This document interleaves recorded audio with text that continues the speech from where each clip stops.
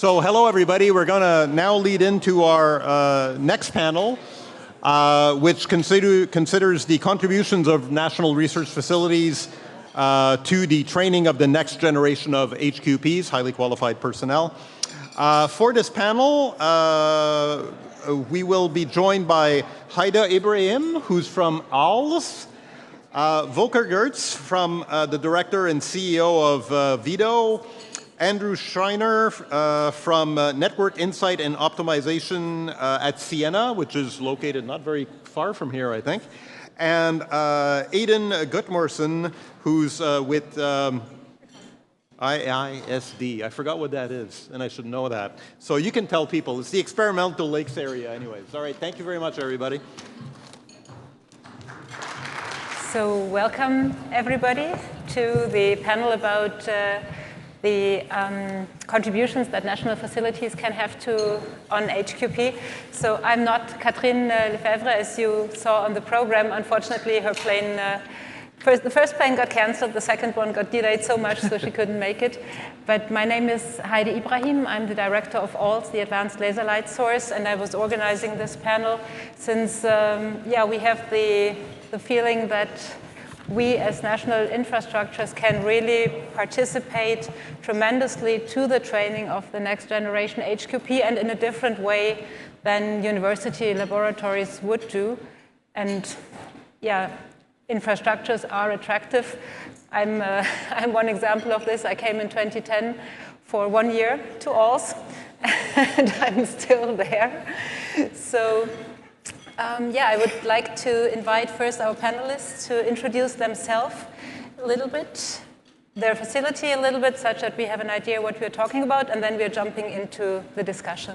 Volker, would you like to start? Sure. My name is Volker Gerdts. I'm the director and CEO of Vido, the Vaccine and Infectious Disease Organization at the University of Saskatchewan.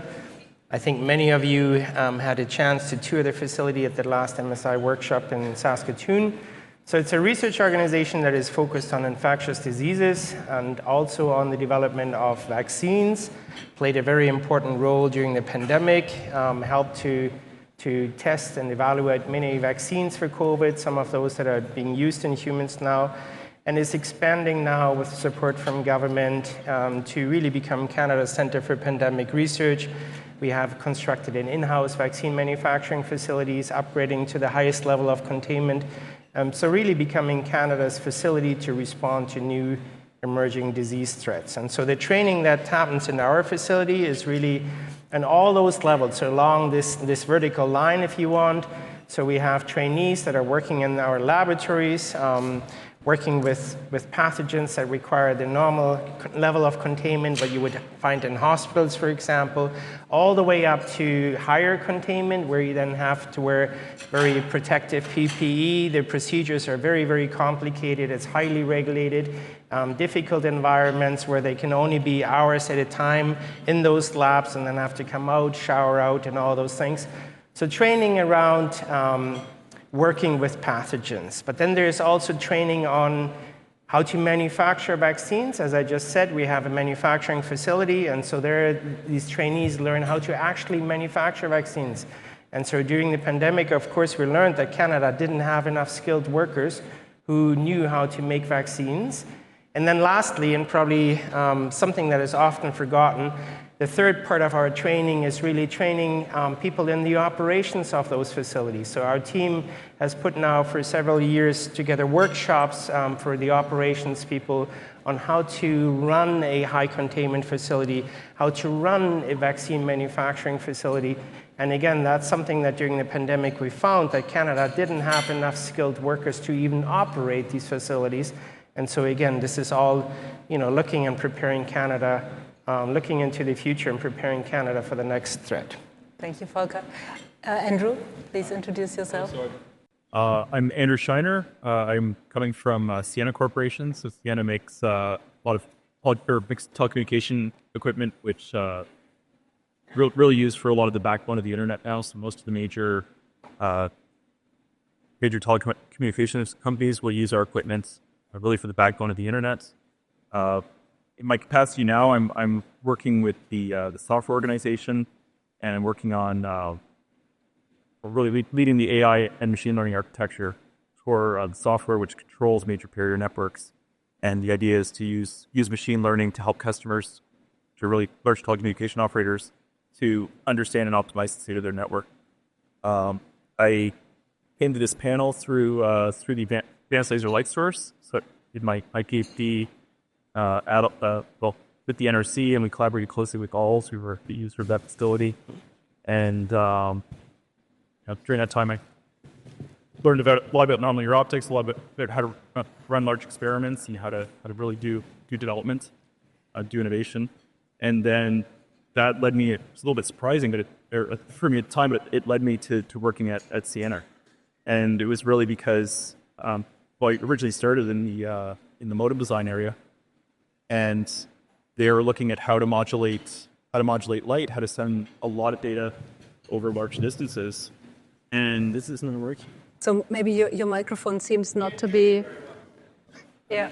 So maybe we continue with Aidan for the moment until you get fixed up, and then we repeat this part. Okay. Oh, you might be able to hear me now. Good? Okay. I don't know. Hopefully you didn't miss the first part. But I was just saying that I work now on AI and machine learning for optimizing telecommunication networks, but I came to Ciena through modem design. So the first team I worked with was involved in designing the modems that really sort of underpin the internet. So the connections between continents, so through undersea communication cables, or between cities. And the reason I was brought in was because when you're sending a lot of data over large distances, the way the light interacts with the fiber becomes very important.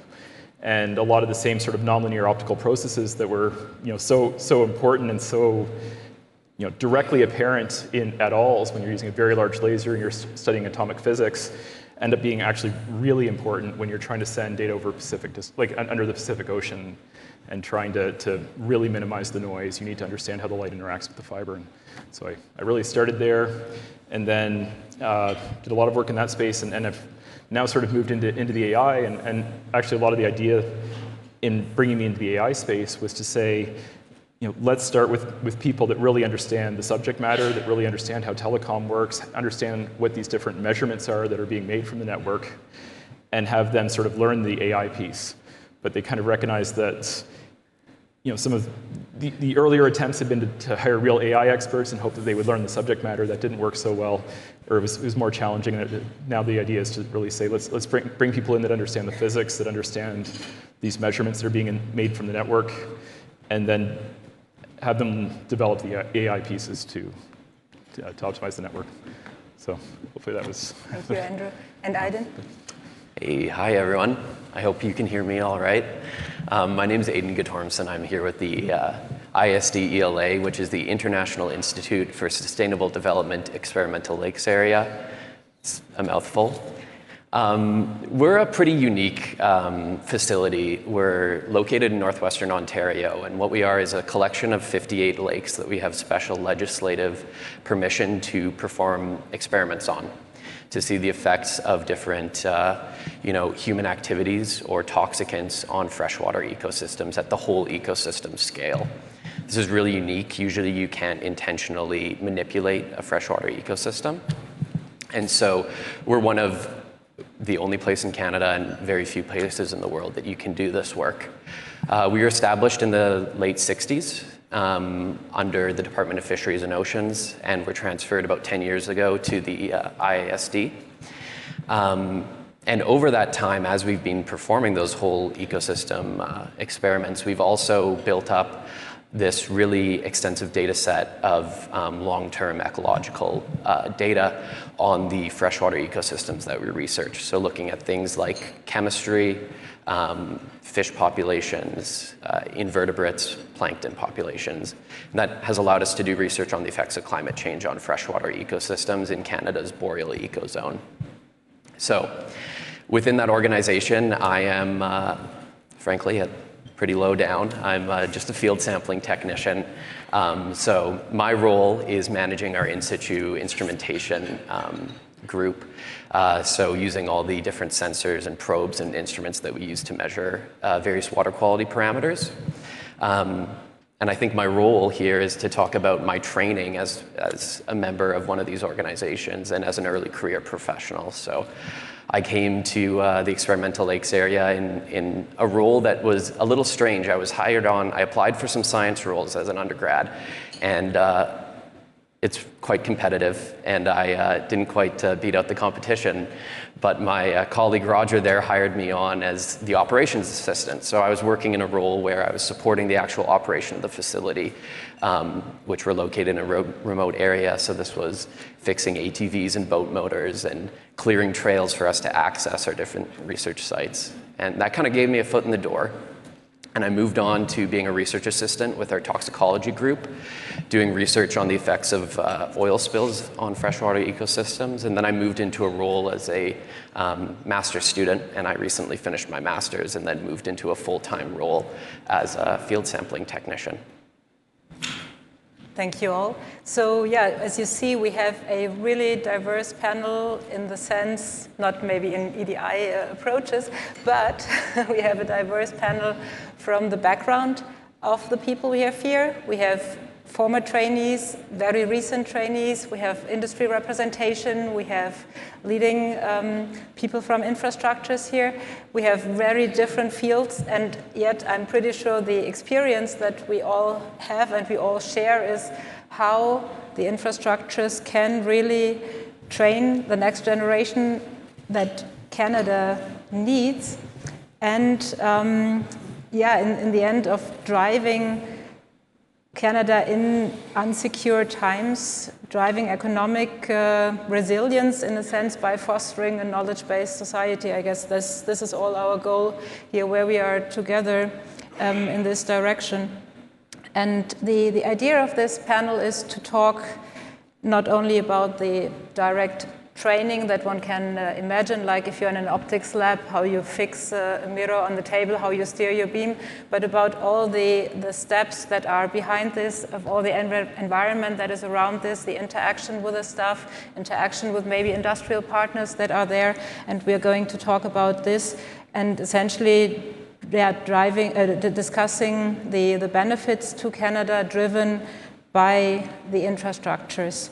And maybe just to give you some numbers before we start. So the CFI provided us with some numbers here from the 19 MSI facilities. 18 responded in the last report, that in a total, the national facilities here were training more than 10,000 trainees, with an average of 577 per facility, which is a significant number we have to keep in mind here. Of course, numbers are changing depending on the size of the facility, but we are all really contributing here in a very significant manner, and that's the idea of this panel. And then, yeah, we are contributing to different industry sectors in more or less direct manners. So for all, we are a high-power laser facility, so of course the photonics sector is like our direct target, even though we are also reaching out in a broader way. But just to have this in mind, so related to photonics, we have about 500 companies in Canada linked to this field, contributing to $10 billion GDP. Just in Quebec, about 22,000 employees are linked to these photonics companies. And one aspect that is also important, it's largely producing for the export, so more than 90% is yield for export. And so essentially what I would like to ask all the panelists now is, like, the training that your facility is providing, the training that you have received at the facility, how would you judge this different compared to, let's say, an academic single PI-driven effort as a small university lab? And what are the benefits you see from the environment that your facility can provide? So maybe, Aidan, if you would like to start, since your experience in training is the most freshest. And yeah, exactly. Yeah, I think the main thing is the diversity of professionals who we meet in our facility. We work with academics, people from universities, PIs, but we also partner with groups from industry and government. So for me, as I was kind of deciding where my path would be in my career, seeing examples of where that training could be applied was really valuable. I was working on a study that was involved in looking at how we can more effectively clean up oil spills in freshwater ecosystems. And I obviously went on to work with the experimental lakes area afterwards, but I had some colleagues who went on to do work in cleaning up oil spills or with consulting companies who deal in that. And so that might not have been something that you would encounter working in a single lab where you didn't actually work directly with folks from industry to plan your experiments and execute them. So I think it's really those interactions that we can have and having folks from all sorts of different backgrounds working together, that sort of exposure. Thank you. Andrew, would like to share some sure. of your experiences? Yeah, no, I think probably one of the most important things that happens is really the sort of ecosystem that forms around these facilities and really the people. So you'll find that facilities such as ALS, it really attracts world-class researchers. They're there because they want to do research. They want to push the envelope. They need the large tools to do that. So you get people like, for example, Francois Laguerre came, or works at ALS with that laser system, and then others are attracted to come and work with them and to learn from their experience. So, for example, I was coming from the NRC, and another great example of one of these large facilities where there's really kind of a critical mass of world-class scientists. I was coming to ALS to do research, worked with Francois. He had a postdoc, Bruno Schmidt, who came from Germany, and Bruno was there to work with Francois. Francois was the differentiator, and the reason that Francois was there was because that was where the infrastructure was for that type of research. Learned a tremendous amount working with those people. Francois went off to, Bruno went off to start a company in Quebec. It's been quite successful. And what I just really see is the sort of, it's like a point where people, great researchers gather around these facilities. And then in working in that sort of environment, I feel the quality of the work increases. The idea for what's possible increases. There's really a sort of it's like the ambition, the level of what you think is possible. I think I read somewhere where it was in reference to Paul Corkum. They were saying that you work with Paul and you get the idea that anything is possible. You really start to think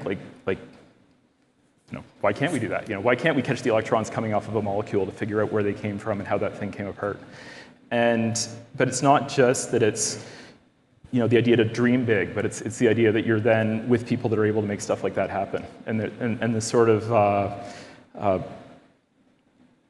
way that they approach research and development, the way they approach saying, I have this idea, how do I sort of evolve that idea, and then how do I design in these cases very complex experiments that are able to sort of prove that out and develop it, and that kind of ethos carries into industry. So we'll be working on things now where we're trying to develop very innovative products. We're trying to look at how to do fiber sensing, how to do modem design, how to really push the envelope of what's possible. And there's kind of a mindset and approach that's learned by working with these great people on large projects. And so I think that's really kind of what it meant for me, at least. I think it's the combination of the people and the environment and the collaboration and the types of projects that you're able to work through. Thank you. Thank you. Yeah, Volker. Yeah, similar. I think it's the sheer size and the scope of all of our facilities in the room, right? Trainees are exposed not only to their academic project, but they're exposed to partnerships with other organizations, to industry contracts, to regulatory questions of how do we, in my case, a vaccine, how do we get that registered in Canada? It all helps for these trainees to quicker transition over into the industry. It helps them to recognize that there is more than academia. It helps them to recognize that there's jobs in industry, in government. Speaking about impact, what this meeting is all about, right? What is the impact of our facilities? I think that is the impact, that we're training people that help Canada and Canada's ecosystem to move forward and be self-sustainable, right? And so these trainees are getting exposed to elements that make them more attractive for commercial partners compared to your more traditional university lab. Yeah, thank you.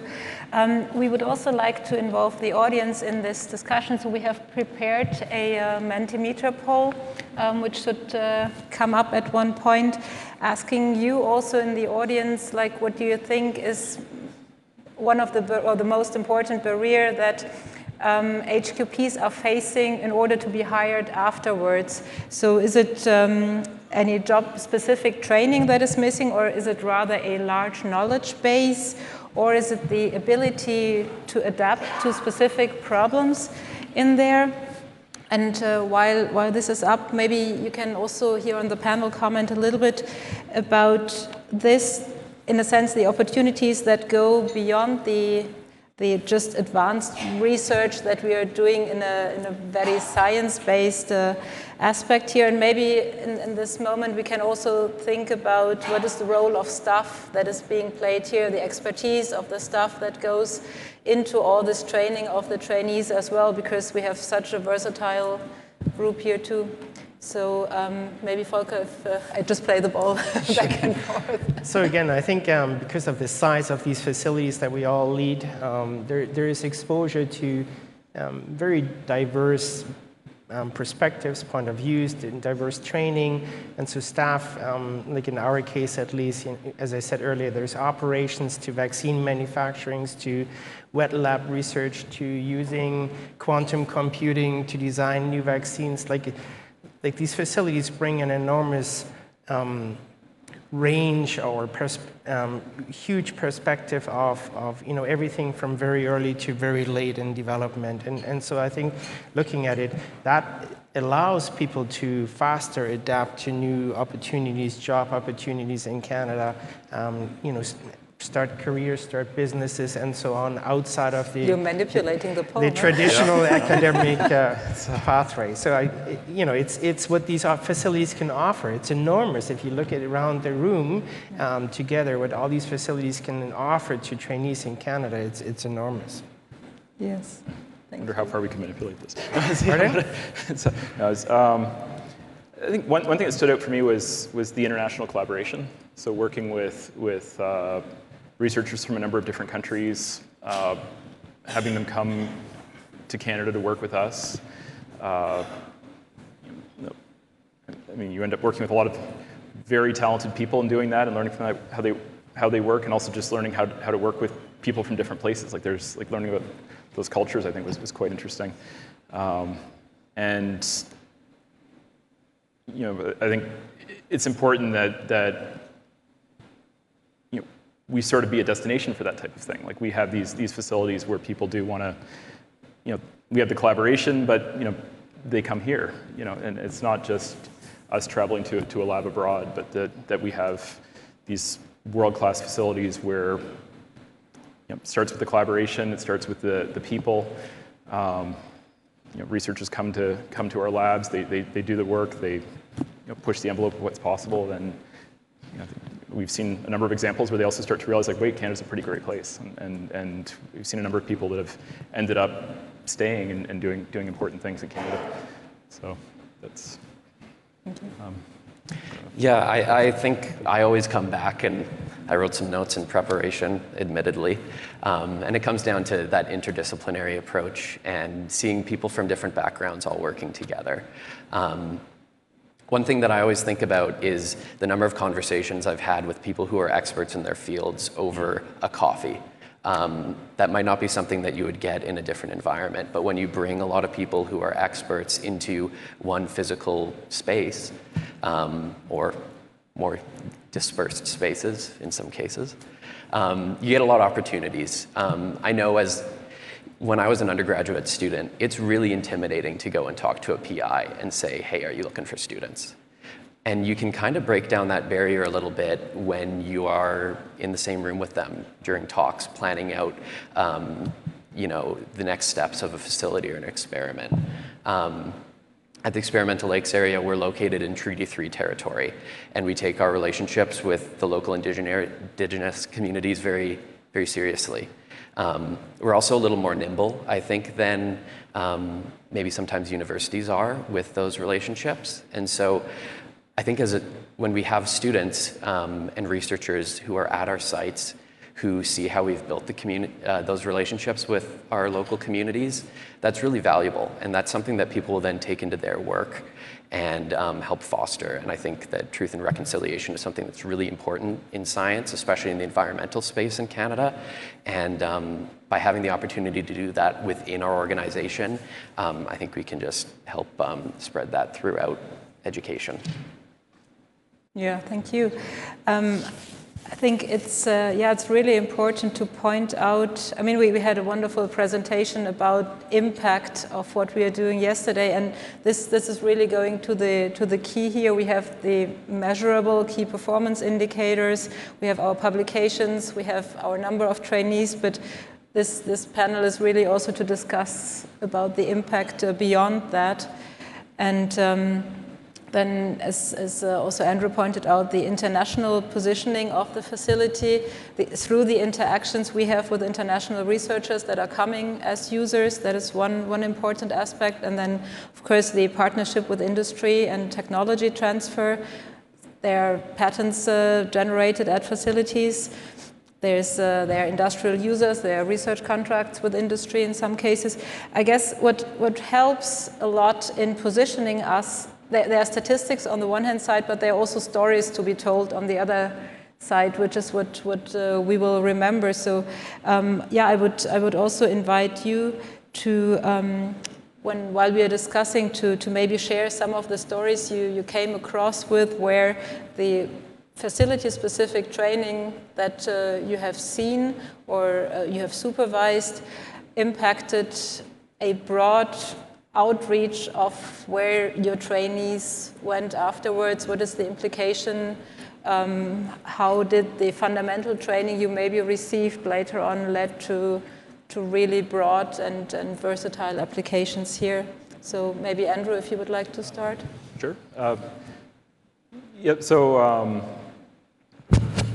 I think I'd maybe circle back to the modem design, where like the first half of my career at Ciena, where we were looking at how to design modems so we could send more data through telecommunication fibers, and trying to understand how to make it so when the light goes through the fiber and the light interacts with the glass, you minimize the amount of noise that's being produced.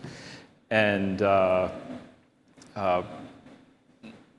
we ended up really having to understand the nonlinear optics, which is something we studied a lot at ALS. And then we designed a new way of modulating the light where it actually interacted less with the glass during propagation and where it would produce less noise. And to do that, like the process we followed was we started with an idea. We started with, actually everything starts with an idea. There was numerical simulations, and there was an effort to kind of design this thing and understand how we expected it would work.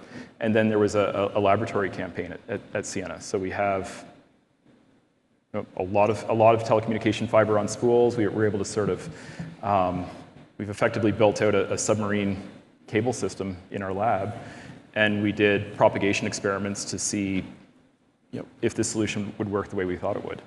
And we iterated on it. We eventually made that work well, and that was put into product and was used on a sizable portion of the world's Pacific cables.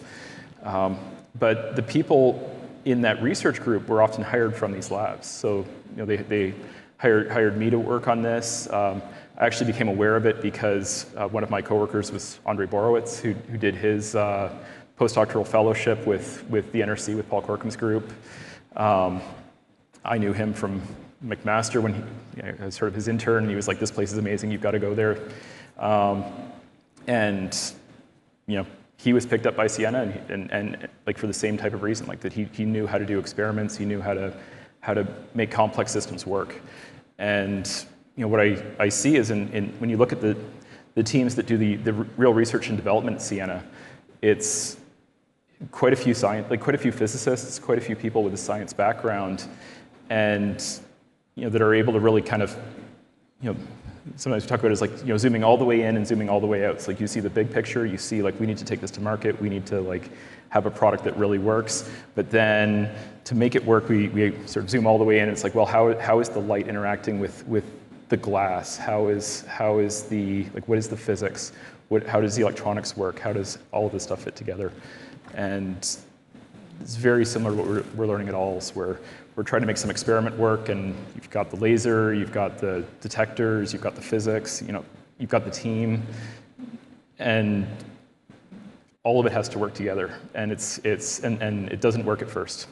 And learning how to kind of pull in the right threads and have that kind of intuition about where to focus. Like when there's many things going wrong at once, but you have to decide how to break this problem down and how to push it forward.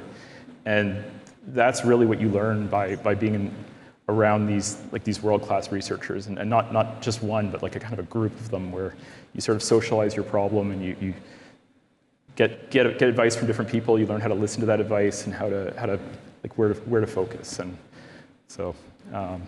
But yeah, I'd say that's really where it was from. Thank you. Aidan, from your experience, what would you like to add to the discussion? Yeah, I noted yesterday during one of the talks there was a comment about how most of the trainees of our facilities are not going to go into research. And I kind of thought about that. And in my cohort of master's students who are working on the same project, I now work in research. But another one of my colleagues went to work for Environment and Climate Change Canada. Another one works for a mine in their environmental department. And then another one works in environmental consulting.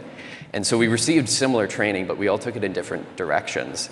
And that's high quality training that is then going across Canada and bringing the expertise that they learned at our facility to different industries. And I think when we're talking about the value that our facility can give to Canada as a whole, that's really important when you have early career professionals being trained and who are then going out and not just focusing in one area, but kind of dipping their toes into different aspects of Canadian society. Yeah, and I guess also the fact that many of the trainees do not originate from Canada. I mean, I guess that at some points we can ask this game, who was born in Canada? in many situations at INRS, I see when we would ask this question, it's probably 50% who was born. I mean, just for fun, we can do this exercise here. Who was born in Canada? So if you look around, maybe we come to the... More than I might have expected, but it's... But I guess it is like really a significant number of foreign HQPs that is attracted by facilities, since we are all here because of facilities. It might be a longer journey until we are reaching it, but the facilities are really, really attractive. I mean, I guess before we go into more details of this, Volker, you have maybe also some more specific stories to share, and then later on we will go towards the direction of broader impact. Sure. So I mentioned COVID earlier, but probably you all have seen in the news this morning. There's a new strain now that jumped, an avian influenza strain that jumped from birds into cattle. So Vito is one of 5 facilities in the whole world right now that is able to do actually research on this new virus. It's jumping from birds into dairy cattle, and so therefore you have to be able to work with dairy cattle in high containment, and there is literally just a few facilities around the world that are available. And so what is significant in this context is that the lead scientists that have done or are doing these studies right now were all former trainees. So they came as postdocs from other countries, as you just said. They then were at Vito, moved somewhere else, came back to Vito, became scientists, and are now running these very important studies that they're connected with these other facilities around the world, and coordinating our efforts to assess this disease, find out how it's been transmitted, what it does, and how to make a vaccine for it, and so on. But at the same time, they're also training the next generation of people. They're training students and postdocs who then one day, just like they did, run these key experiments that inform us, or help us to prepare for these very important disease events. So it's all about training the next generation of researchers and scientists to be able to respond to these things in the future. Yeah, thank you. That's a very important example. I mean, yeah, we have the impact of facilities to Canada. We have discussed some aspects towards training for industry, for example. We have health aspects here. We have environmental benefits due to the training that we're having here. And maybe in the next round of interaction, we can go, yeah, as broad as you can think in terms of the impact that the training you have or we offer at the infrastructures can reach with all the different aspects, with all the ideas behind of attracting people to Canada, attracting knowledge to Canada, sharing this knowledge with the community. Also, maybe in local aspects, like what is the kind of outreach? I mean, this is one aspect for HQP of now. Of course, there is HQP of the future. What is the outreach we can do at the facilities to address this?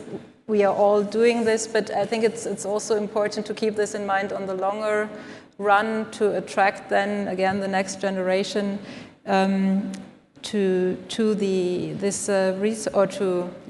research infrastructure.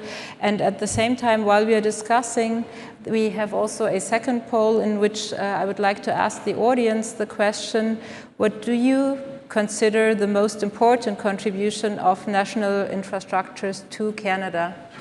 If you hopefully can advance the slides. Yeah, perfect.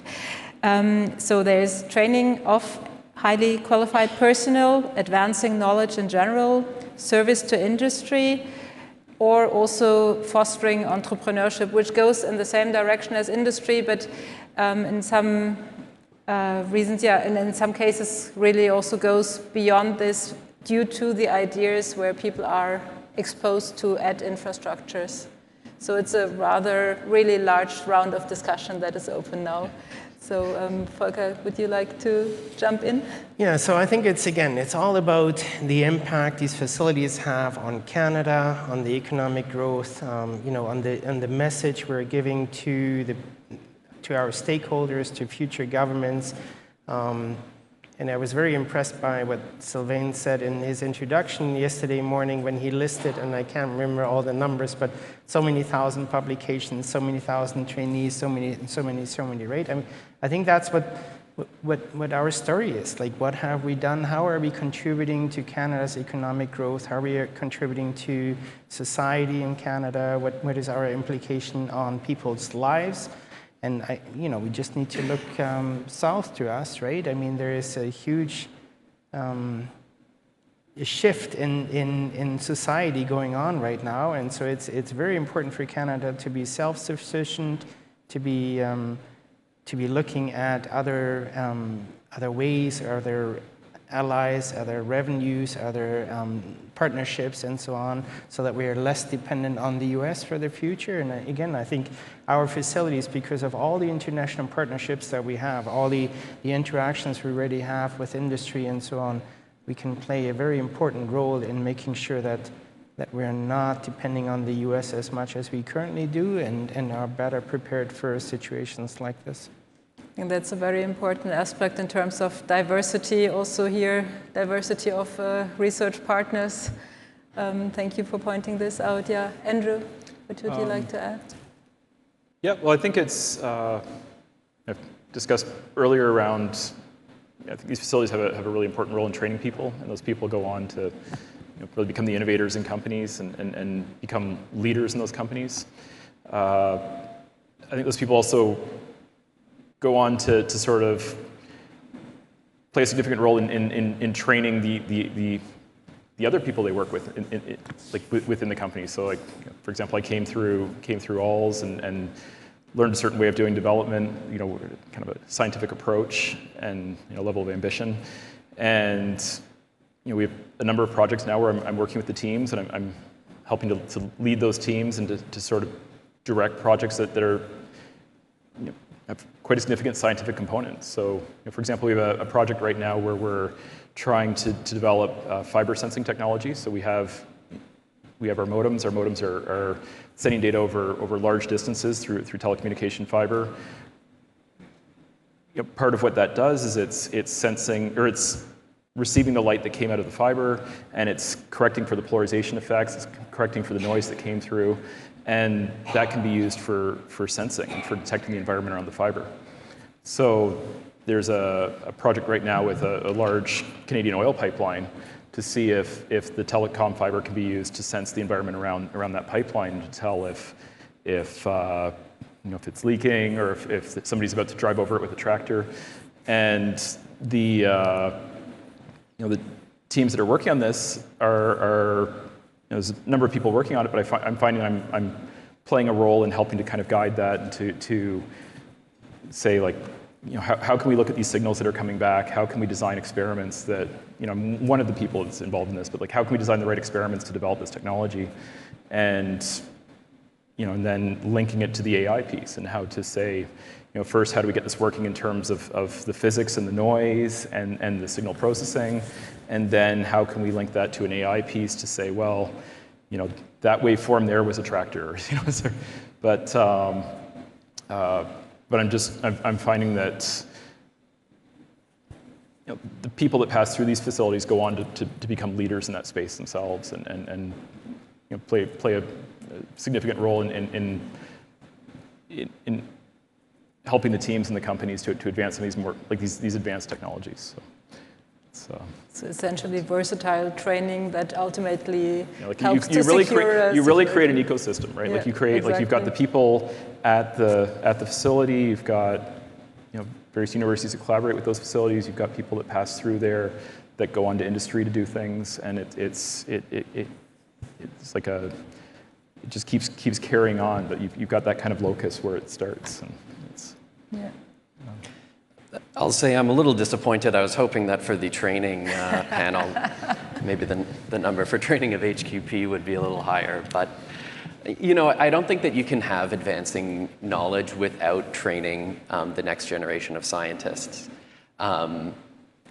If people stop doing science at a certain point, and you need a next generation to continue it along. And so if our focus is for these infrastructures to continue producing good science, we need to train the scientists who are going to be actually doing it. So I think actually we can take this with a little bit of a positive way of, if that's the focus, if that's what people think is really important, we should still continue to focus on training and making sure that the next generation of technicians and of PIs and the people who are putting together and thinking up these big ideas are trained in a way that allows them to execute it effectively. Yeah, no, that's a the science isn't going to stop, right? It's just that we need to make sure it's here. It's yeah. No, and in a sense, it shows the high quality of the training that we are providing. So it's not like a low-level training aspect. What we are advancing, as you said, we are advancing the knowledge while training people. And this is maybe a thing we can also think for the next question: how can we scale up to have more people trained at the infrastructure, since the number of users is of course linked also to the number of people we are training. And also, if we think, how can we advance the interaction among trainees? So in the pre-discussions we had mentioned aspects like, would it make sense to have, for example, something like alumni networks among trainees of specific facilities, such that people can connect, can share the experience they had at a specific facility? So maybe you have any thoughts on this? Volker, may I ask you to start? Sure. So yes, we do track where our trainees go and stay in contact with them. And so our trainees are also contacting former trainees to see what has helped them to find a job and so on. So things that I think we all are doing. In terms of scaling up, how can we get more trainees? I do think we need to realize that maybe what we are offering some of these trainees in terms of salary is just not enough to survive anymore. And so I know these discussions are going on at CHR and NSERC and everywhere. But it's not very attractive for a graduate student to be a graduate student these days. You can hardly survive, right? And so I think, again, we need to I think we need to rethink how we're doing it, what we're doing, what we're offering, and whether there's ways of maybe doing things more in partnership with industry and so on, making it faster, making it more effective for trainees to transition over. So less academic, although I think that's still very important, but also more with a applied focus in mind so that the transition over is easier for these trainees. And they actually see that, you know, by being in my lab, being a grad student, there is actually a position later on that they can get. And so I think that's very, very critical. You know, just speaking about this, I think we're all very biased in this room, so this is probably not a proper survey. I think if you would ask people on the street right now, I'm not sure if everybody would agree with this, whether it's advancing knowledge or not, but I think that just shows us that, you know, we all need to be able to really explain to the people that fund us, to the Canadian taxpayers, why we're here, what we're doing, and what the impact of our work is, and the impact of our trainees is, right? It just shows you that, you know, that's the big thing that we need to explain. I think That's right. It's a critical point. Yeah. It's easy to get too focused on how important that scientific paper was to science and not like you. I think it really is very important, but then you need to make sure that you can explain to people how it matters to Canada and how the you know, we generated these scientific publications. They were very important globally in terms of Canada's standing, but also we produced people who went on to become sort of leaders in industry and to push development forward, or, you know, other things like that. I think it's And I guess we're coming always back to the point of how communication is important also, that we really communicate what we are doing, why this is important, and why we want to continue doing this. And then there are the easy measurable numbers, and then there are the stories behind. Yeah. And then I think I would say also just, I'm not sure about formal alumni networks, but there's certainly informal networks of people that have come through these labs. And I know a number of people at Ciena that have come from the NRC that have helped to build halls, and you know, and also just sort of throughout industry, like they really go everywhere. So it's you know, I'm not sure what role of sort of a formal alumni network would have. Like that might work well, but also we shouldn't forget, like, the networks that form in these labs, like, really do kind of last, like, informally long after the sort of research is done. So yeah, maybe that's a question to think about. Would it make sense to have maybe even any CFI, MSI cross facility network where you would then know how to contact people in specific fields? Could this be of interest to industry? Just throwing a question around, but maybe Aidan, you would like to first also jump on the general discussion we had further. Yeah, I think I agree with all the points made, especially as a recent graduate student on the topic of salary for graduate students. But I think an aspect of that is that if you can't, for some people, it might not be financially viable to go to grad school, and that means that you're cutting off a population that could be really high-quality scientists and could contribute to our work. And so I think that's an important discussion that has to be had. But another thing that I think that we can all relate to is that we're motivated to work by the vision of the organization that we're with. And so having a well-defined vision of the work that you do and how each member of your team is contributing to it is really important. During the talk yesterday about impacts, Pauline, who's my boss, asked me how often I think about impact, and I said, well, I don't know. And then I kind of thought about it more, and I said, well, you know, every day I go out and I think, okay, this work that I'm doing is contributing to important science on Canadian freshwater. And that's because that's the mission that our organization has continued to tell us. And they've told us, you know, through our history, that we're able to contribute to valuable policy in Canada and around the world. And so I think it's important for people early in their career to be given that vision and to know that they're contributing to something that's important. That's a really important aspect, not to think about the next data point that you're trying to generate in the lab, but to think about the full story behind as well. And yeah, we heard about salary as one of the challenges we have to attract, the challenges the infrastructures have to attract HQP or trainees in general. Of course, then also for later on, for the staff, we might face problems as well. And we have also a last poll for you, where we are addressing some of these challenges, since visa issues can be another difficulty some of the facilities are facing, where it is really difficult to get students from specific countries to Canada. Others would be easy to get in, but they might not want to come because of the salaries we can offer. So that's the counterbalance here. But then also for the staff, we would like to attract what is the kind of job security problems what can we offer them in terms of job security if we have funding for the next 5 or 6 years. These are, again, difficulties we might have. And then in general, also in finding candidates with appropriate knowledge for the jobs we are searching. So maybe if you have any comments on this aspect. And then maybe also Andrew from the industrial perspective to add how this would look like. So if you would like to start. In terms of... So in terms of funding for no, the people in terms at the of facilities?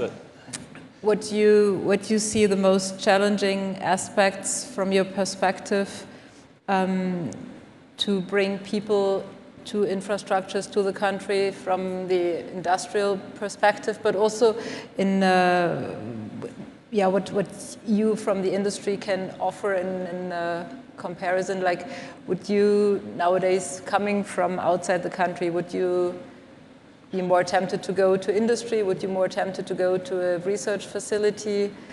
Yeah, so I mean, one of the advantages that I think Canada has is that it is easier to bring people here to work compared to the U.S. in some cases. So, a number of the people I work with on the real digital signal processing luminaries and the people in physics, they have come from other countries. I think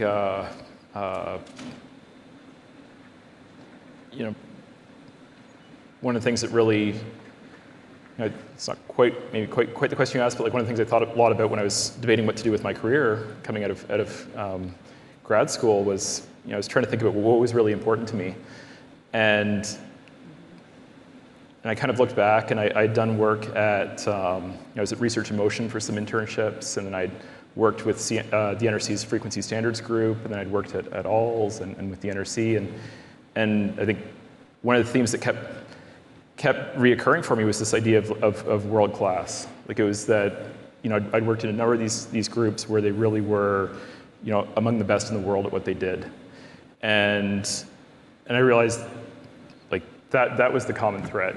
And when I looked at where do I want to go for my career, it was I need to find an organization that is really operating at that level. And fortunately, Ciena with their optics division really is sort of the best in the world at that. So, but I think it's sort of coming through these organizations kind of created that expectation of, this is the level we want to play at. This is, we want to be among the best in the world at this. This is what it's like to be among the best in the world at this. And that sort of expectation then carries over. Like, you go to industry and you're like, no, like we need to make sure we're working with the best people. We need to learn how to recognize and recruit and develop the best people. And I can feel that kind of that theme throughout a lot of my education and my career, and it really comes from, like, you go to these labs, you work with these scientists that are among the best in the world. I'm a big believer in smart by association. So, like, if you work with really strong people, you can't help but become strong. I can see see the role that coming from those places has played in my own experience in industry and also in other people that I work with who've come through those facilities. So it's, and looking at the poll, as long as you can offer a good salary, you can get anybody. It's a big factor. You know, Of course. at one point I was, heading into my master's degree, and I was kind of looking at the economics of it. And I was like, wow, this might not work for me. It's like my parents were sort of offering to help me, and I was like, I'm in my mid-20s. Like, I really can't have my parents funding my education anymore. But at one point I had a budget that had like a line item for toothpaste,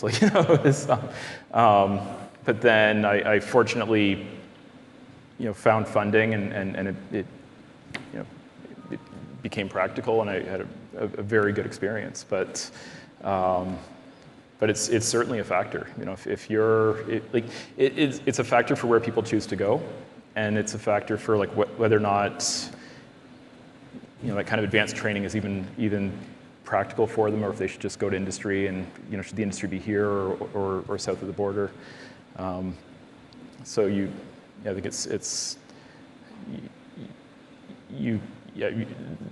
there needs to be a sufficient package there for people to live a decent life in order to be able to do this type of work.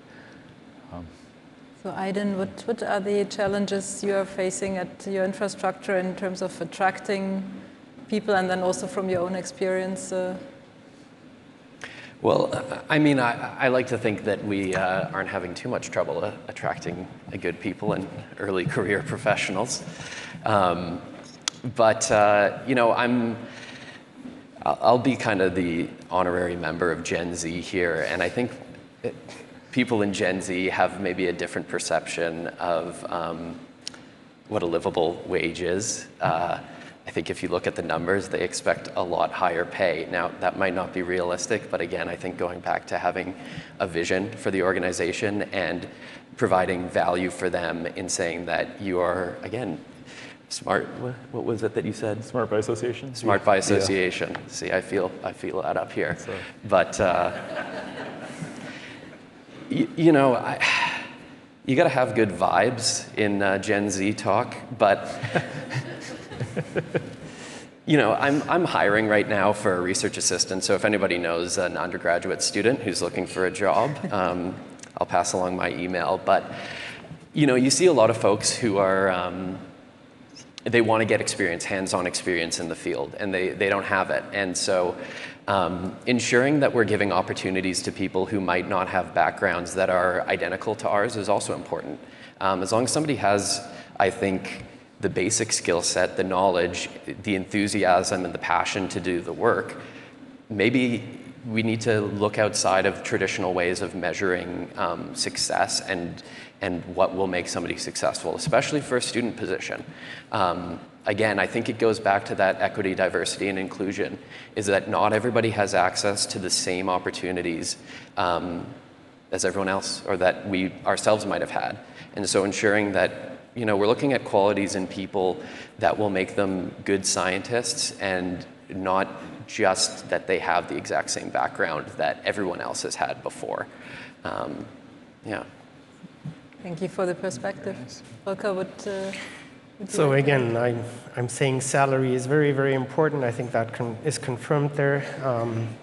I think one way to make up for the low salary, as I said earlier, is also to think about what we can offer to make a difference. So not your traditional academic 3 years, right? So MyTech scholarships, working with companies, getting the exposure, all those things are things that are making it attractive. So for students who are looking for this, for them to decide to come to your organization or come to Canada versus going to another country. So, I mean, salary, of course, is very important, but also the program itself, the opportunity they are given is very attractive for them, and with the perspective that there is a real job at the end of it.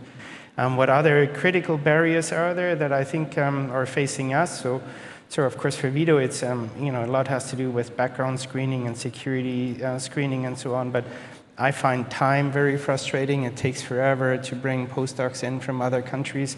because visa applications are super slow. It's you lose good candidates because they're being snapped by the UK, by Germany, and so on, who are much faster in getting visa approved than we are, and so I think that needs to change. And then, of course, now the recent cap on international students is also going to hurt us as we move forward, right? So, I mean, those are things that I think as these national organizations, we do have some, through CFI, some power. I think that those are things that we need to try to influence government to speed up to ensure that we remain competitive. Yeah, no, absolutely. This is also on the long term, really the one of the biggest challenge we are also facing at all is how to get enough people in, how to keep the flow of HQP going. If a visa application takes 18 months, this is really not helpful here. Yeah. I think also like there can be a huge difference between the best candidate and the second or third or fourth best candidate. And it's sort of, in engineering, you think of like the 10x engineer. Like, you've got a few of these people who are like really good and like really make a big difference. And I think you want to be careful that you don't build a really big facility and then fail to offer enough money to attract the best PhD students to come and work in that facility.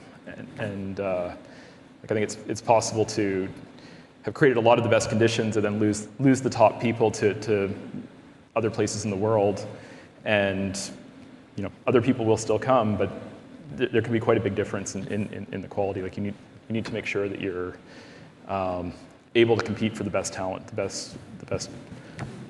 best researchers, the best postdocs, the best graduate students, and the staff at the facilities as well.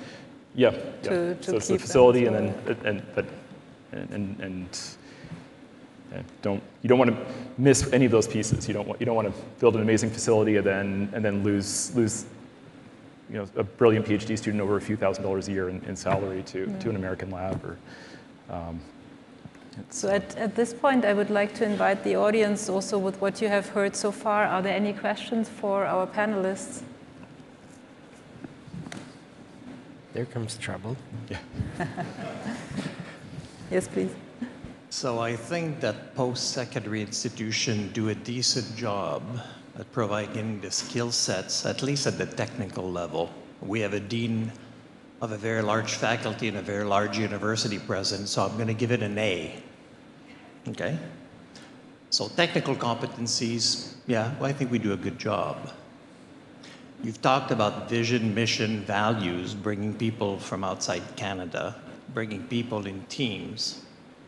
I will call that soft skills, behavioral competencies, how to communicate with each other, how to work in teamwork, conflict resolutions, multidisciplinarity, etc. I will ask you to give the mark for a very large faculty. How do we do at the technical level in bringing these soft skills to our Gen Z or the next generations, right? I mean, are we doing a good enough job in your perspective, in your various field, right? In the values, I will not see, you need to be able to sequence DNA. You will need to know how to produce attosecond pulses. You will need to, values are really soft skill driven. How do we do on that?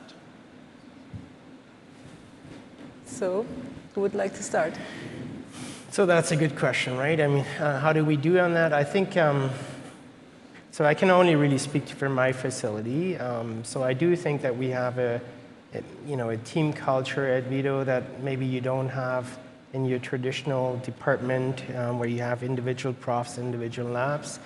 So our students, our trainees are exposed to things like project management, project teams, interdisciplinary, multidisciplinary, international large projects, and so they're exposed to that.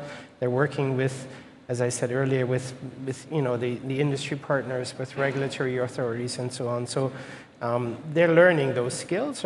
Should we or could we do better? Probably. Do we need to think about having proper training courses that focuses on those soft skills and maybe even job skills and things like that? Sure. But are we making then those programs also too long, right? So I think that's always the question these days. I mean, how much are we expecting a master's student to do? How much time should they spend? So it's a fine balance, and much of those skills, in my experience at least, are coming through being part of a team, right? Being involved in it and getting insight into all of this. Like I remember as a student, or well, I was a young scientist then, but we had a large project from the Gates Foundation. I went with the team. I got to meet Bill Gates. Those are very inspiring and good experiences that motivate. And so I think it's important to integrate the trainees as much as possible into these projects so that they have an opportunity to be exposed to all of these things. Not sure if that's really answering what you're asking or not, but the more they're involved, the more they learn these skills on the go, rather than having, structured training programs. I think it's difficult to assign a grade because I've only had my experience, so it's hard to compare. But I think the things you mentioned are absolutely like the thing that really matters, right? Is how people work together, how they communicate, how they understand each other and move towards successful outcomes in these type of development projects. That's where all the success happens. That's where all the friction happens. Like that's, and I mean, I think as you were saying, like it's very difficult to teach that through a course. I think that's learned through being put into these environments. So, I was thinking about the NRC. Like we had researchers literally from all over the world. Like we had people like from Korea and Israel and Iran and Russia and very high performance people brought together in a kind of a small lab with very good leadership, and they had to sort of work out how to work with each other and how to make these projects work. And like there was a certain amount of guidance and a certain amount of experience and learning how to work together. And I mean, I think for me that was one of the sort of defining experiences of it's one of the real defining experiences of my life is learning how to be with those people. And it's always a journey, right? But like how to do that.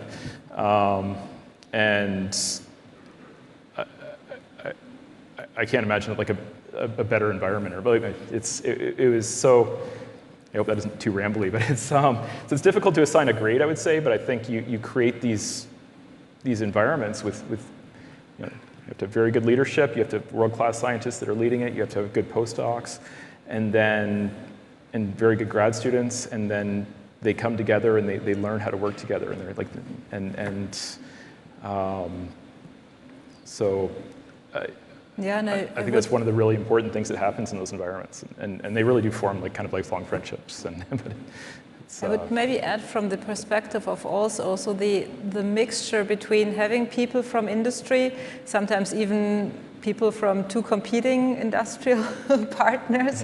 It trains people how to interact, how to take care of each other, how to protect your own work environment, how to really learn to talk to each other while pushing your own work without disturbing the work of others. We are a laser lab with really dangerous lasers in there, so you have to take care of the others. You have to protect not only yourself, but you have to protect others as well. Then we are embedded in a research, like at INRS, in a research university. So of course, there are also soft skill courses offered from the university where all the users of ALS, when they're around, have access to as well. We are embedded in a national-wide training program for students where they're also talking about various entrepreneurship and other aspects in there as well. But then our users, or especially like the local students linked to the infrastructure, when it's cleanup time, they also have to go to the lab to clean it up. We even had students building up a security wall to like a radiation protection wall. So there are a lot of experiences you might not expect along your journey, but which come from this exposure to such a diverse infrastructure in a sense. Aidan, do you have any comments additional? Yeah, I mean, I can't assign a grade. I can just speak from my own experience, but I think it's really important for early career professionals to trust them and to have confidence in them. I don't think that anybody's going to build confidence in themselves unless you give them opportunity to sometimes fail and then to learn from that and get better, you know, at a scale that makes sense and is safe, and of course. But in my own experience, I've only worked in this position for 2 years, and I had the same research assistant both years, and seeing how she grew as an individual and a scientist from the first year to the second was, I think that was one of the best parts of my job. And so I think, you know, just paying attention to people, not, you know, I know we love numbers as scientists, but also remembering that these are individuals, treating them with respect and with trust. I think you end up with a trainee who is going to be able to enter whatever field with much more confidence in themselves and much more ability to be able to contribute. Sounds great. We have one more question. Yeah. Getting back, I think I would give us a D. And I think it's because it happens. I mean, they end up being trained, but it's not clear that we train them. And this gets back to the slide, which I found very worrisome, about train HQP versus advancement of knowledge. And honestly, it's not even clear. I mean, we generate HQP, but oftentimes we don't train HQP. Like it happens because we're passionate and good people and we like working with other people. But I think we need to up our game in terms of, you know, kind of a conscious effort to train the next generation beyond the knowledge transmission. And that is very, not random, but it's not uniform, right? It happens, you have a great advisor, you end up being well trained, you have a not so good advisor, you're not so well trained. It's the same facts, it's the same science. So we need to be better, I think, and this, not just MSI, right, but universities, be more deliberate about the responsibility of training, you know, HQP with the soft skills. And it's doable. I mean, it's not easy, but it's doable. I mean, we have wedding preparation courses, right, where they teach couples how not to fight. So if we can do that, you know, we can probably train HQP. And last, I want to point to the slide again, the train HQP versus advancement of knowledge. If the question had been train HQP scientists and experts, you would have received a higher number. And so we need to remind ourselves that we're training scientists and experts, and advancement of knowledge is concurrent to that, right? But opposing knowledge to HQP, I think we need a kind of a broader HQP category. We do it, that's when we write the applications, we know it. But that's really important to kind of bring it forward all the time and not oppose it. I mean, we're amongst ourselves, but of course it's for the advancement of knowledge. That's great. But it's even more important to train scientists and experts, right? So even if you don't make a discovery, you have a very positive impact, right? So if you're looking for exoplanets and you don't find them, you still have trained world-class astrophysicists. And so it's, anyway, a more expansive category of training HQP, I think to add scientists and experts, I think it would have changed the results dramatically. And I think all of us need to be much more deliberate and responsible on the training part, where we do it, but it's too organic, right? It's not, you know, some do it very structured ways, but others do not. And I think if we just upped our game just a little bit, the impacts of our infrastructures would be magnified tremendously. Yeah, thank you. Which is a nice transition maybe just to the last round of discussion we have here, which is about what would be your dream for the upcoming years and what would you do or recommend in order to achieve it from the industrial perspective? What are the trainees you would love to have in your company? And from the facility perspective, what shall we do? So would you like to start one last time? So I think for us, we're in the middle of some significant expansion, and so really the short-term dream or the vision is really to see all of this coming to fruition. So for Vito, that's I think my vision there, to see that it all works and expose these trainees to the environment that I just talked about, and maybe even to the soft skills and the project environment and all those things. But I think in the longer term, or maybe bigger term, I am more worried about this anti-science movement that we're seeing now, not only in the US, but around the world. I mean, obviously from Germany, and it's there as much as it is anywhere else. And I'm hoping that we're finding ways of bringing that back a little bit to normal. People don't value universities anymore. People don't value facilities like ours anymore. So I think that's very, very concerning. We need to find ways of doing a better job showing our impact, our value that we have to humanity. Yeah, I think maybe just to respond a little bit to the previous comment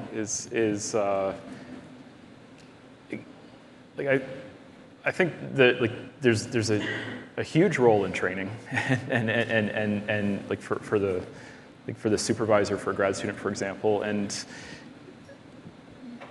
I think a lot of it does happen organically. I think the supervisor needs to, I think usually is, but certainly needs to be aware of they really are a role model, and they really are setting the tone, and just I think they are already very much aware of this, but they play a huge role in setting the tone and the expectation for that student. It's not so much the wedding course of saying well, if somebody tries to steal your research, this is what you're supposed to do, but in the way that you act, and the way that you interact with other researchers, and the way that you expect the students and the postdocs in your organization to behave. This is critical, right? And I think this happens, right? This is already what people are doing, of course. And look at something like how you learn to write well. And the way you learn to write well is first you kind of learn the mechanics of writing, but then you do writing, and you do writing with somebody else that writes well.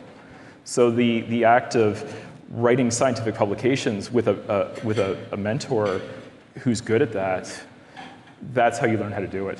And so it's, now we're talking about people who are kind of at the graduate level, or the postdoctoral, or the professor level. It's they've kind of got the mechanics, but then it's I think it is more organic. It's more of that being around people that are really good and learning by doing with them. It's more of the apprenticeship phase, or the step where I write a paper with a researcher who's very good at writing papers, and they help. They look at what I'm doing, and they help me do that. But also they understand that it's important that I write the paper.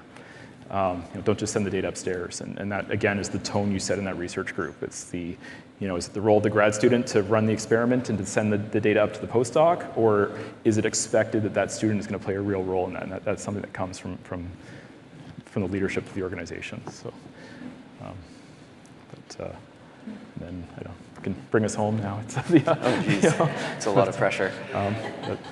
When we first had the discussion about what we would talk about on this panel, I think for this last question, it was actually in brackets, Aidan, do you want to do a PhD? And the answer for me right now is... in the actual... Yeah. The answer right now is no, and I think that was kind of one thing I was thinking about.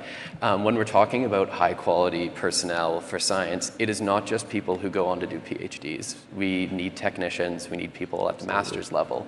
We also, for these facilities, need people who are not directly in science. That's really valuable. And that goes back to, as well, our outreach to the communities that we work in and to Canada as a whole, to ensure that people support the science that we do. And even if they are a welder or a carpenter, but they still care about the science, maybe they can get involved in your facility in some way as well. And so I know we focused a lot directly on science today, but I think that's kind of something that I've thought about a lot as well with the colleagues who I work with out at the Experimental Lakes area who are not scientists, but who are really, really important to the work that we do.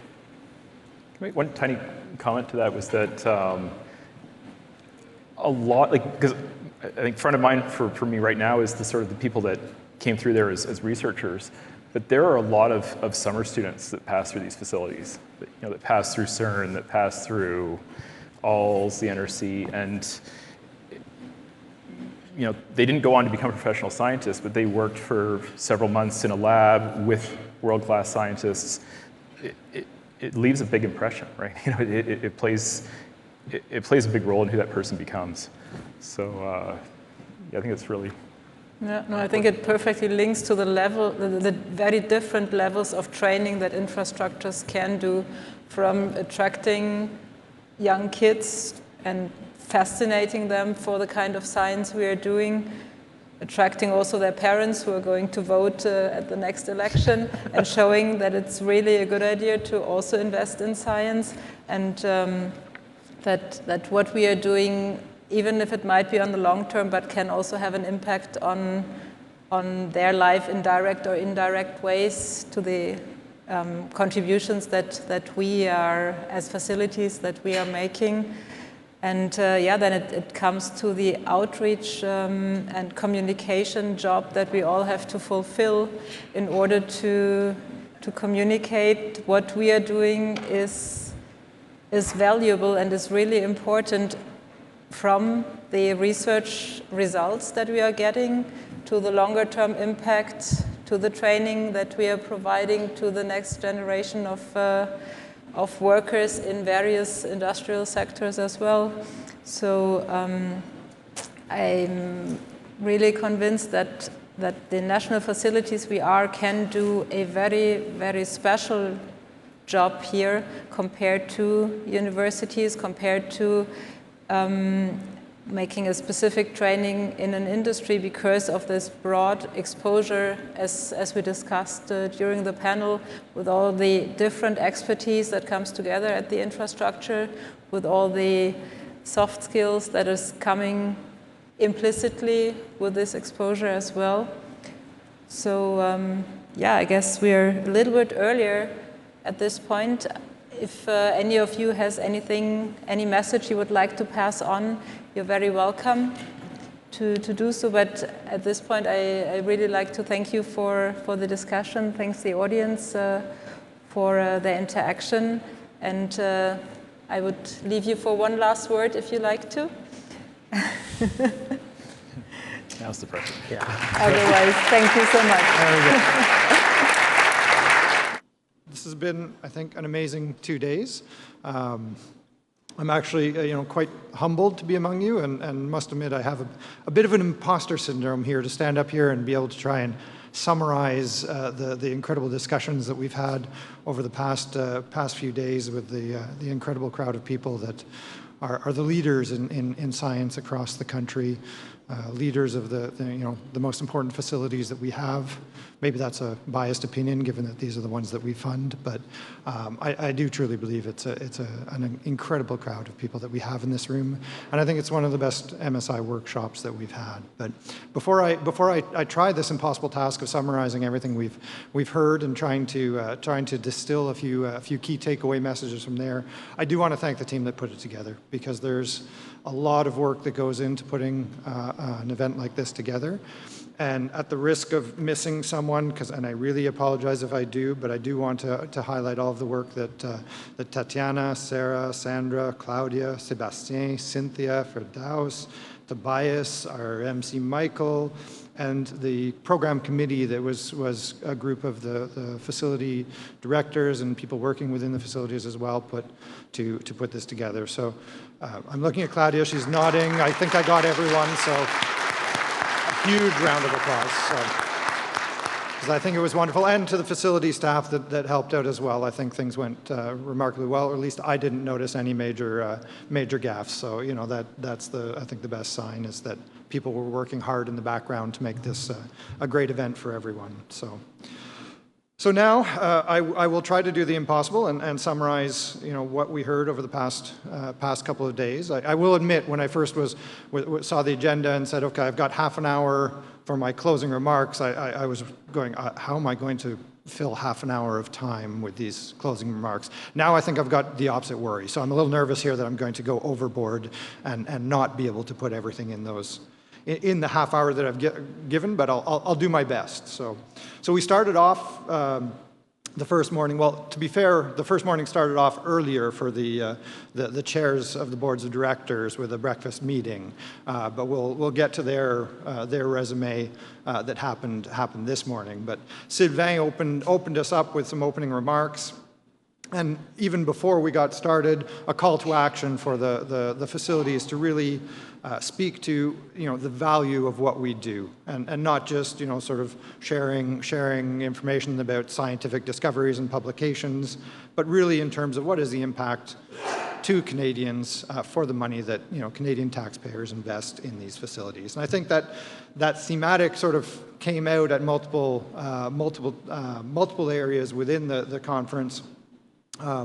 And so I think it was a very fitting opening as we sort of came full circle on that at various times, including in the panel that we just heard on the importance of training. Our first panel discussion was a panel discussion on EDI, which I'll highlight as a bit of a contrast to the 11th province, I think it was referred to the other day, so where things are perhaps taking a different tack. But here we do recognize the importance of diversity, and we had an interesting discussion amongst various different processes, various different facilities, and how they go about ensuring diversity and inclusion within their workplace. Perhaps not surprisingly to this crowd, I think one of the key elements that came out was the need for data.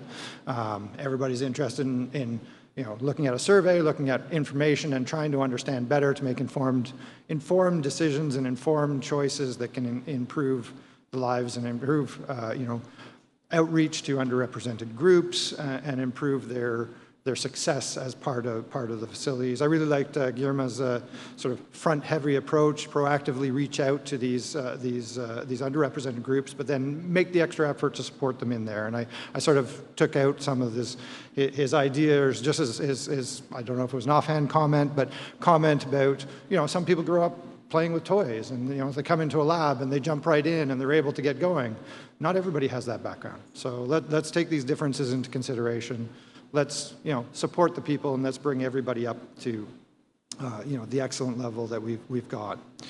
So we jumped off from our talk on EDI right into I guess a couple of panels and discussions that focused around data. And so we had, I think, no, I don't see Ava here. I think she had to leave to catch a flight. But Ava Dielman from CI Compass, which is one of the National Science Foundation funded I guess, facilities in the States. It supports their large research facilities in all of the data management, data lifecycle approaches, and sort of providing them with tools and expertise around a number of different areas of the data lifecycle. And what I thought was really, really exciting with what they do is how much of it is available that we can take advantage of as well.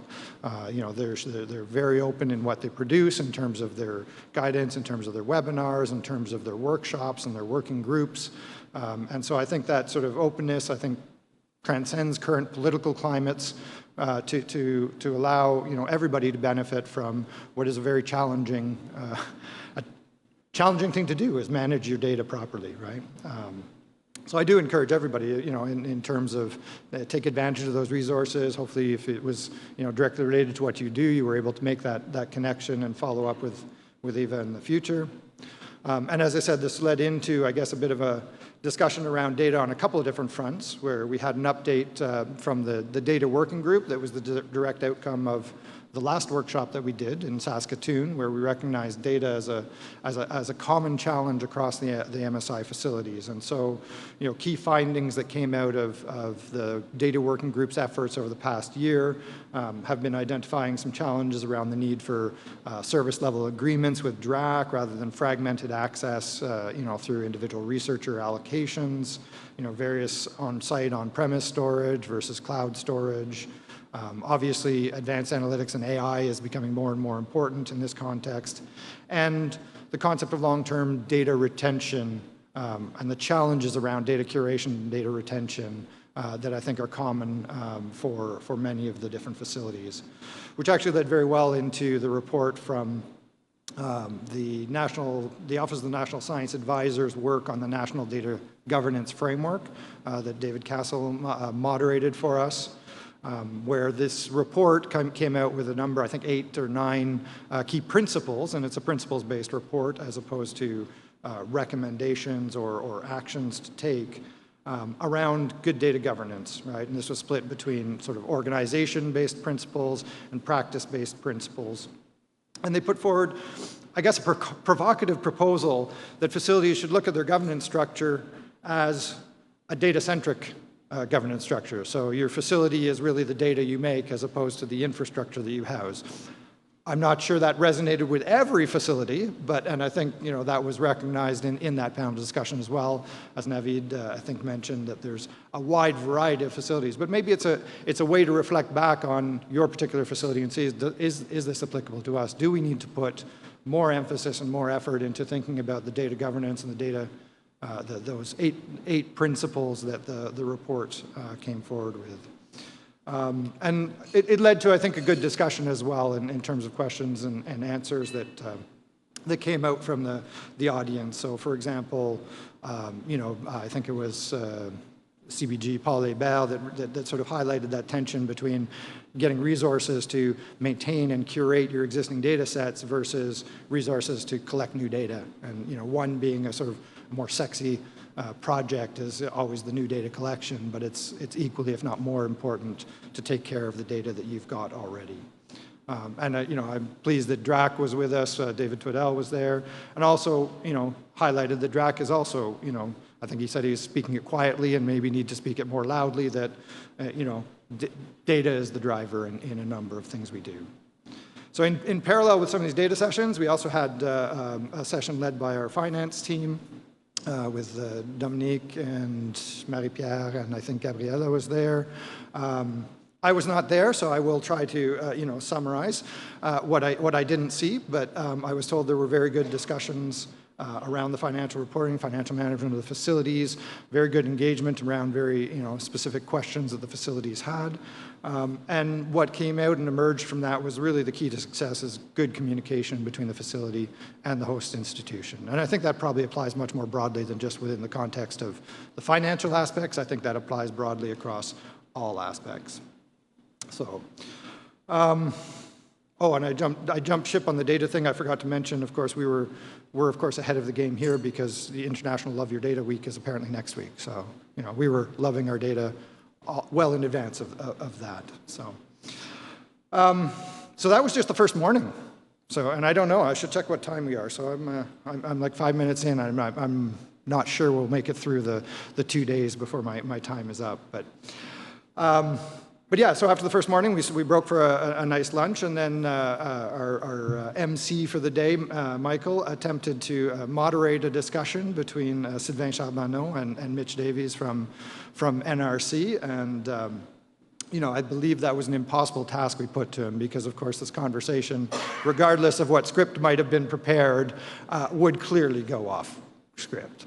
But I think everybody appreciates that. I mean, honestly, I find it's much more engaging when it's an open discussion, and so as expected, it went in a number of different directions, and I think everybody appreciated the talk around some of the strategic planning, some of the strategic efforts, looking at sort of alignment of investments with these strategic plans, characteristics of successful collaborations. I like the sort of highlight that it needs the right capabilities, the need and the will from everybody involved to make those collaborations happen, and some examples were provided of NRC facilities with academic facilities that the collaboration was successful. We also delved into mission-driven programming, and we didn't mention Capstone. It was not said. But then, and discussion of sort of bottom-up versus top-down approaches, and sometimes, depending on critical missions, we need to sort of suppress a bit the me and increase the us, and really work together towards common goals. And as it was noted, I think the economy right now is one of those critical missions that we're going to see. I mean, regardless of whether the tariff and trade war ramps up, we've got a 1-month reprieve. Who knows how things are going to go? But I think we do have to work together to really take a look at how do we support Canada and Canadians in this current environment. And then, coming, I guess, full circle to Sylvain's opening remarks about explaining the impact of our facilities, we had an amazing session from Elena Grinis, if I'm pronouncing that correctly, I apologize if I didn't, on measuring impacts from the research facilities.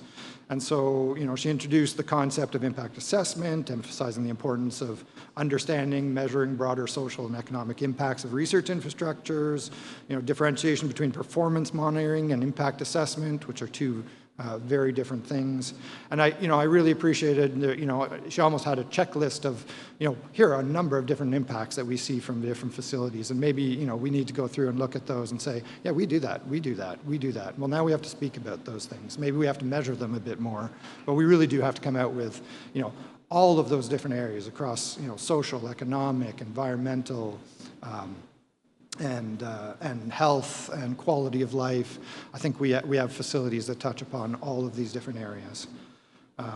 And as with the CI Compass, I think the EFIS, which I can't remember the acronym stands for anymore, they make a lot of materials available. So the RI Paths methodology is all available on the website. They've got a detailed guidebook on their website that is accessible to all. So let's draw on the work of our European colleagues and see what we can take and adapt to the Canadian context. And then wrapping up our first day, we had a lovely dinner with I think an entertaining speech from Nigel Lockyer, who's the former director of Fermilab, who took us from, I think, ancient Italy all the way to modern times, and really the context of very large scale international projects. And I love the opening that everybody loves science until they have to pay for it. So the key driver, of course, for any international project is the fact that it costs a lot, and so we need money for building these. We need to build these international collaborations to have the money to do the very large scale work. Presented a couple of different models that, for example, the CERN model that works, perhaps the ITER model, which is perhaps less one that we want to mimic at this particular time. And the key really, I think, some of the key success factors in these large-scale projects is really building on our strengths. Let's not start off in something that we're not already excellent at. Let's not build a facility in a green field. Let's build it where the people are, where the talent is, and where the capacity exists already. But it also requires broad engagement on the political side of the equation as well. And agreements, signed agreements, binding agreements at the highest level to make sure that these projects have the support, have the direction, have the impetus to go forward from the very top. But often these projects are, I say that the impetus has to come from the very top, the agreement has to come from the top, but they're all bottom up. They're all driven by the needs of the community, the scientific community going forward. So that was a great end to the first evening. And so now we come to today, where we started with a discussion around research security. This was my colleague Patrick Pilot who led the discussion, and really, I guess it's an exploration of how do we consider research security in the context of research infrastructures, both in the context of sort of institutional scale, but also research facilities. And I think the big question is really around the users. I think we heard numbers of tens of thousands of users coming in. How do we do an approach that is reasonable and feasible to do, that still protects Canada's interests and protects our national security? And so I think the feedback there will be very useful. Patrick will take it back, and hopefully, if we need to reach out, we'll reach out again and engage with you as we start developing and proposing some measures that will apply for research security for the facilities and for the research infrastructures. So yes, so then now we're at the panel which I do not dare summarize, which is the report from our chairs, who met in the first morning over breakfast, who met again over breakfast on the second morning and had an hour-long meeting afterwards together.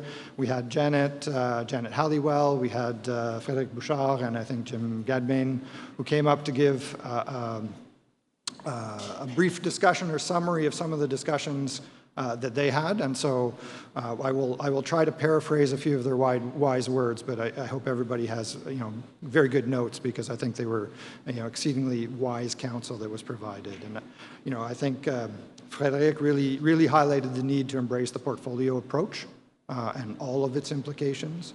So we need to really also look at the factors of success for facilities and ensure, I think it was Jim that really brought up the question of looking at factors of success for facilities, ensure that all the elements of governance are contributing to that success and are aligned in that direction. And as Janet pointed out, this is not the first time we've had discussions around major research facilities, and so I think we need to build on all the work that's happened up to now. She mentioned the past 10 years, I'd argue we go back 20, with Art Thurcardi and some of the work that he did around the major research facilities back in 2005. And of course, Art MacDonald, who's in the room with us, reminded us, of course, that we're one piece of a larger puzzle, right? We talk about infrastructure and operating because that's CFI's mandate, it's our bread and butter, but without the other pieces in the ecosystem, it's not a full picture. So we need to consider the research councils. We need to consider how research funding is aligned with the directions that we're going forward.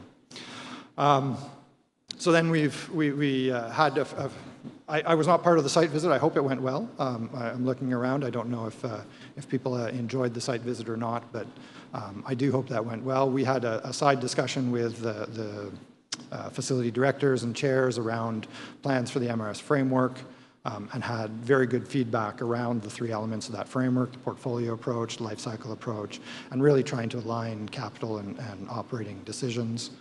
So thank you for the feedback you provided. We will take that back and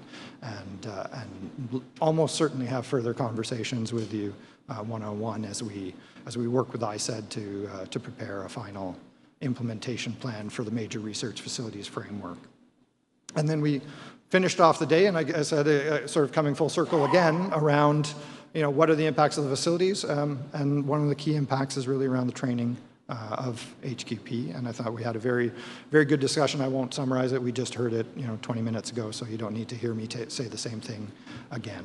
So I thought it was an amazing few days that we've had. I thought, really good outcomes from this discussion.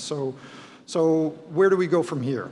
I think I want to go back to Sylvain's message. We really do need to work on communicating the value of what we do, tell our stories, not just to research communities, not just amongst ourselves, but out in the community, out to your MPs, out to your MPPs, and in the public sphere. I don't remember where I heard it or who was saying it, but I mean, people all know that oceans are important. They should also automatically know that large research facilities are important, and they're important for Canada and they're important for Canadians. So let's work together, let's get that message out. I know there have been a number of interviews that have been done by our communications team here, so we're going to use those to make new stories. We're going to help promote interesting stories around the major research facilities, but we ask that you do that as well. Second outcome, I think we still have work to do on the data front. So it'd be nice to say, hey, we put a working group together last year and now we've solved the problem. I don't think we're there yet. I think there's need to move forward, but I think we've made really good progress, so let's build on that process. I think the working group will continue its work. I think we need to look into getting more specificity now on how do we, what is exactly needed, who is responsible for doing that, and how do we make it happen? So I think that's sort of our marching orders going forward for the data working group.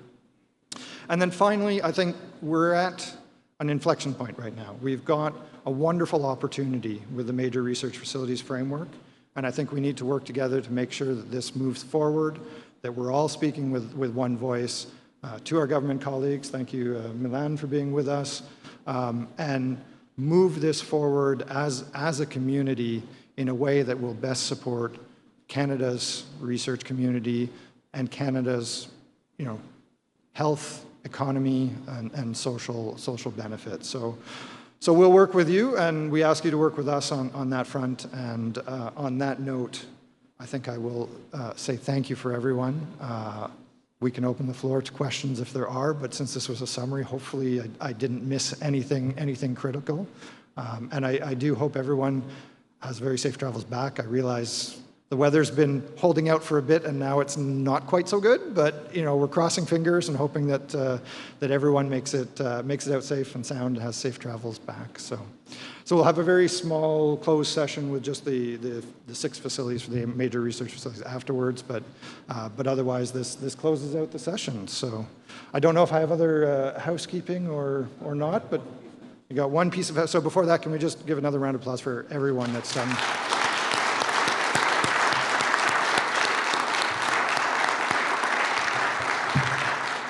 And of course, I don't know, I completely forgot to mention that I'm Marc Lexay, Director of Programs, but I think Michael introduced me ahead. So. Okay, so je vais être bref, I shall be brief. Again, thank you to everybody who participated in this workshop. There's too many people to name that helped with this, but there's a big team at CFI to put this together, and I would appreciate it if you could thank them with your applause.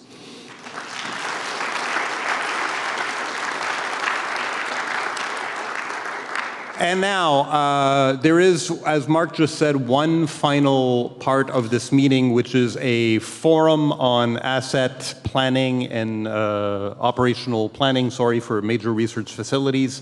I think you know who you are if you're participating in this. They do? Yes, okay. So you know who you are. For those who are participating, because that session will be hybrid, we're asking you if you could kind of group in the tables here in the middle, kind of aligned with the camera. And otherwise, for the rest of you, have a happy journey home. Bon retour à la maison, tout le monde. Merci encore beaucoup.